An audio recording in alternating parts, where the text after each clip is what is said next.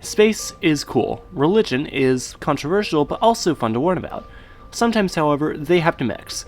Since there are only about 400 to 500 million atheists in the world, leaving a total religious population in the world larger than all of Luxembourg, and also saying as to how astronauts are people. What I'm saying is, people often tend to be religious, and people also occasionally tend to be astronauts. So if there are any religious astronauts out there, which there are, how do they practice their religions while in space?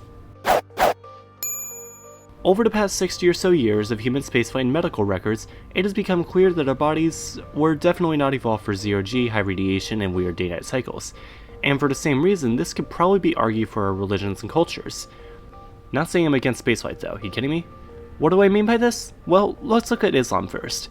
Islam is defined by a structure of the 5 pillars of Islam. Looking through each is where we'll start to find a few problems.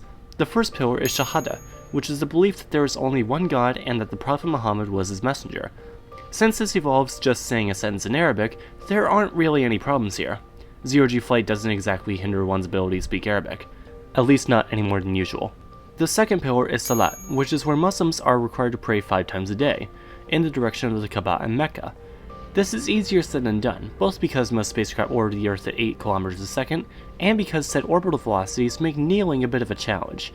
Fortunately, after these problems plagued both Saudi astronaut Sultan bin Salman bin Abdulaziz Al Saud and Iranian-American astronaut Anoshi Ansari, Muslim clerics decided that this was enough, and so they set up new guidelines for Malaysian astronaut Sheikh Mustafa Shukur's 2007 trip to the ISS. Basically, you don't have to kneel, facing the Kaaba is left to the astronaut's best discretion at the start of prayer, and a wet towel will suffice for absolution. Keep in mind, space stations also can't have flowing water. The third pillar is Zakat, which is a mandatory charity that all Muslims who are able to do so must donate the equivalent of 2 to 3% of their earnings to the poor every year.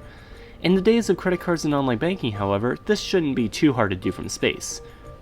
The fourth pillar is Saum, which is the annual morning to evening fasting during the holy month of Ramadan. The problem with this is that the International Space Station sees 16 sunrises and sunsets every day, so it's kind of hard to keep tabs on time. So astronauts per convenience use Greenwich Mean Time.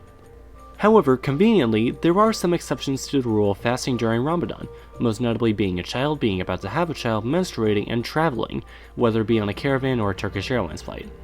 For the purposes of spaceflight, astronauts are classified as travelers, meaning Muslim astronauts simply don't have to fast during Ramadan.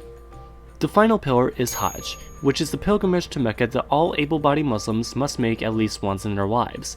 Astronauts generally come back from their missions, but a Muslim clerical group issued a fatwa forbidding Muslim astronauts from participating in the Mars 1 mission, as it was planning to send astronauts to Mars permanently, with no chance of coming back. And there's no Kaaba on Mars, at least as of the last time we sent a rover there to check. Okay, so what about other religions? Well, given that the US and Russia both have very large Christian populations, it is no surprise that many Christian holidays and rituals are practiced in space. Obviously, Christmas is celebrated, but so are things like communion. On the Apollo 11 mission, Buzz Aldrin, a Presbyterian, performed a communion service for himself, using a kit his church provided, and intended to broadcast the service back on Earth, though this request was later cancelled due to the potential for controversy. You see, when talking about space travel, it is important to first highlight that most astronauts are sent up on government vessels, which means that the very idea of practicing religion in space has come under harsh criticism, especially with NASA missions, as the US has that whole First Amendment thing going on. During the Apollo 8 mission, astronauts Bill Anders, Jim Lovell, and Frank Borman read from the Book of Genesis, which caused the American Atheist Organization to sue for violating the First Amendment, though these charges were later dropped as none of the courts were interested in hearing the case. Obviously, things are a bit different in Russia, where Orthodox priests actually regularly bless the astronauts and the Soyuz rockets nowadays. This is because Russia is in the unique position of being a different country.